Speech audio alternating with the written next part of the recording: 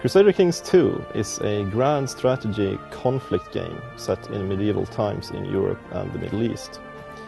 It plays out from 1066 and the Battle of Hastings to 1452 and the fall of Constantinople. And you take on the role of a medieval ruler and his family, and you get married, you have kids, you expand your influence, gain prestige, and you need to keep an eye on all your pesky vassals as well. Crusader Kings II is pretty different from our other titles in that most of our games you play a kind of nebulous spirit of the country, whereas in Crusader Kings II you take on the role of a particular character. It's all about the characters and their interactions with each other and their plotting against each other and their, backstabbing, evil plans. Most of them are pretty heinous characters, which is reflected in the character traits we have in the game. We have interesting traits like club-footed or dwarf, and all these traits will be reflected in their behavior towards other characters in the game.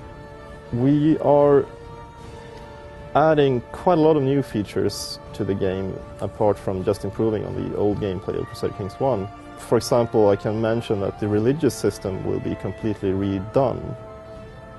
So it's going to be a lot more fun playing with your bishops, the investiture of bishops, your relations with the Pope, your relations with the holy orders, the knightly orders like the Knights Templar.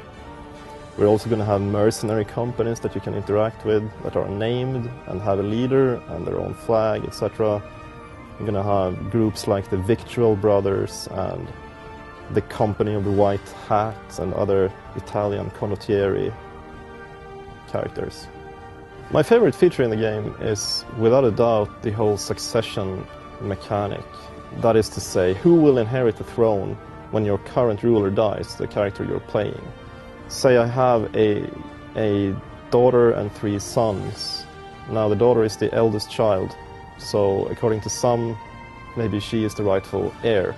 So what will happen then when I die is that the daughter will inherit, but the sons might very well start a war over this, which you will have to ride out.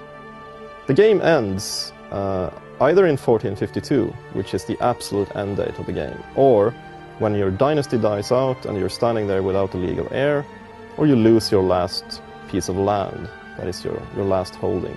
But in Crusader Kings II we want to give the player a nice reward for finishing the game and give you a score that you've carried down through each ruler you've played successively.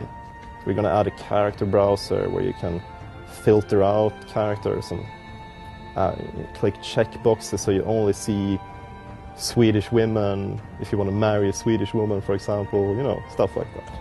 Crusader Kings II is a completely unique game in the sense that it has an unprecedented scope of characters, of historicity, and open-endedness in the period it's set in. Medieval times, you have more than 10,000 characters, you have more than 1,000 provinces, each with named settlements and baronies, and such a rich environment to play around with. So it's both open-ended and historical, which sounds like a paradox, but then we are a paradox.